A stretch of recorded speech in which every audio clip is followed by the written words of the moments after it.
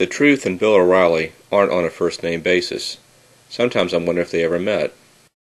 Bill's about to talk about a billionaire who's an ideological threat to dominate political thought in America. It's a topical subject, since Bill's boss, billionaire Rupert Murdoch, arguably the most powerful man in the media today, just made an offer to buy the second largest newspaper in this great country, the Wall Street Journal. In an interview with the New York Times, a publication Bill's about to praise, Murdoch complained the articles in the Wall Street Journal were too long and the conservative spin of the editorial page needs to flow to the publication's news articles. In other words, he wants to foxify the Wall Street Journal by dumbing it down and turn the grand old publication into a conservative propaganda factory. So, is this what No Spin O'Reilly's about to talk about? Well, not exactly. Hi, I'm Bill O'Reilly. Thank you for watching us tonight. Hurricane Soros getting stronger. That's the subject of this evening's Talking Points memo. As we have been reporting for months, far-left billionaire George Soros is buying political influence in America in an unprecedented way. Soros is pouring tens of millions of dollars into far-left internet sites and organizations designed to intimidate Democratic politicians and advance his radical left agenda. Up until yesterday, the Factor was pretty much alone in reporting about Soros, but in its Sunday edition, the New York Times ran an article entitled, "Anti-War Groups Use New Clout to Influence Democrats on Iraq."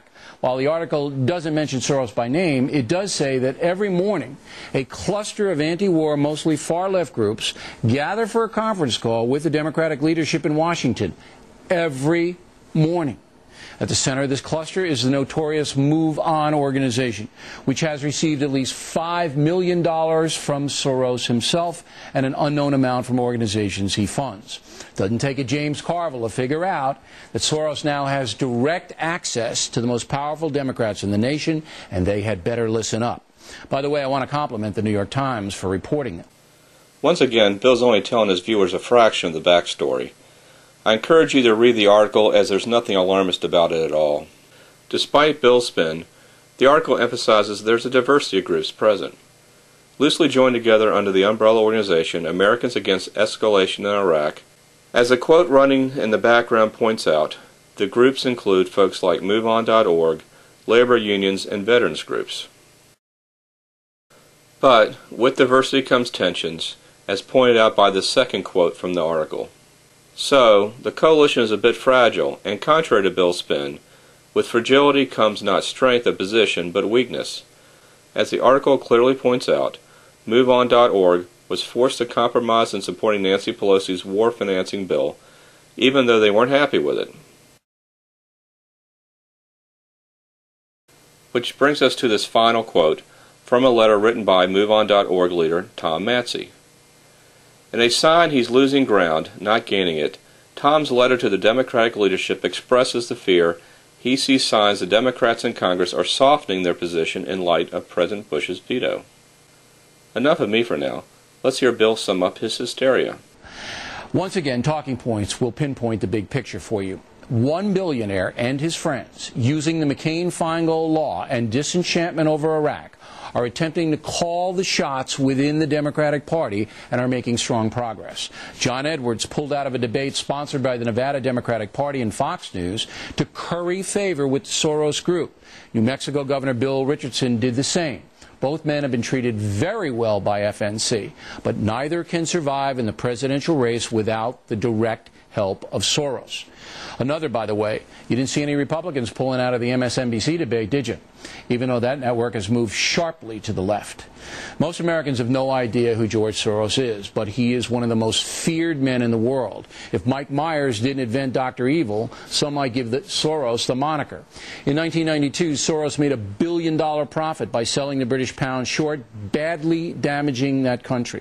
In 1999, the president of China banned Soros from doing business in his country. In 2002, Soros was convicted of insider trading in France and fined $2.3 million. Soros is so powerful that he can ruin most countries financially if he decides to attack their currency by selling it short. And now Soros has set his sights on the political landscape here in America. He has his character assassins lined up. He has Move On ready to move out. And he has direct access to the highest levels of our government. This, ladies and gentlemen, is an urgent situation. And that's the memo. Dr. Evil? Bill? Dr. Evil? Do you realize he's a character from a comedy? Let me sum it all up, without all the nutty conspiracy theories and demonization. According to a Rasmussen poll, 52% of Americans and 77% of Democrats opposed President Bush's veto of the Iraq funding bill, which included a timetable for withdrawal. Additionally, 51% of Americans don't think a victory in Iraq is possible. Not too surprising, there's a diverse group of liberals representing the spectrum of views held by these Americans who are working with Democrats in Congress to hammer out a withdrawal proposal. End of story. Hey, stay with us, and Bill O'Reilly in the Mondays with Michelle and Kirsten segment tonight. Last but not least, there's this clip of Bill building another federal case against the evil liberal conspiracy. His balloon of hyperbole is easily burst without effort by the ever-timid Kirsten Powers. Was Michelle. A couple of days later, the Kennedy people sent us an email about the senator's border security positions, and Kirsten was right. Kirsten was right. They are much tougher than his previous plan. Kennedy now supports fencing, but still not enough manpower, in my opinion. But a day after getting that email from Kennedy's office sent directly to us, guess who puts out a press release? The far-left outfit Media Matters, pretty much duplicating everything Kennedy's office sent to us. So obviously Kennedy sent that thing to us and shot it over to Media Matters. Another example of how the left-wing machine is intruding on the most powerful politicians in the country. Joining us now with reaction, Kirsten Powers in New York, and from Washington, Michelle Malkin.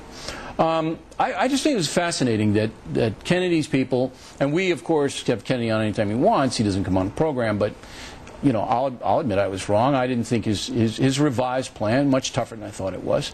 But they basically, you know, shot it all, and then they gave it right to Media Matters. And the Media Matters people framed as O'Reilly's a liar, he's a kook, he's this, that, and the other thing. Isn't that interesting to you? It is, and I wouldn't be surprised, whatever kind of coordination, if there even was that, you know, whether it was explicit or just the fact that these left-wing sites happen to be on the same ideological page has to be. The wording as the is too similar. mainstream Democratic leadership. And I would warn very strongly that even though Kirsten may have been right on some of these points, the fact is that you cannot trust Media Matters or any of these connected left-wing sites as honest arbiters of the truth. I just want everybody to be very, very definite on this. The wording was almost exact in the email they sent to us and in the Media Matters press release. Exactly. Media Matters would have had to have gotten that letter because that's how they cribbed it. What do you say? I'm just still in shock that you said I was right. When you're right, it's so seldom I don't say it that much. But I will admit that you were right. Yeah, well, his position now is a lot tougher than it was, and I was not aware. As Michelle said, a lot of this going on behind closed doors, so I didn't know. Okay, so I mean, there was the McCain-Kennedy bill, which is I think what they were talking about, and I don't really find it to be that strange that it has the same language, because the language, I did go and look at what Media Matters wrote because I knew we were going to be talking about this, and the language is basically what's on Kennedy's website. And so the normal thing to do would be to go look at the transcripts and to look at what's on the website. But then this organization is taking stuff right from his website, issuing a press release that it's absolutely true. Assuming that what Kennedy's saying is true, yes. They're just taking it. They're just taking it and spitting it out. Yes. Well, with no, you know, what is that? That's propaganda. Well, if you take any politician's website and spit it out in a press release, it's propaganda. Well, no, because it's part of the bill. I mean, there was a bill. It's not part of the bill because we haven't seen the revised bill. No, but the bill, there was the bill that was the McCain-Kennedy bill. It was co-sponsored by Lieberman, by Brownback, by all these other people. But there's and that's another what they bill took it now from. because that failed. All right, I'm bored with this already.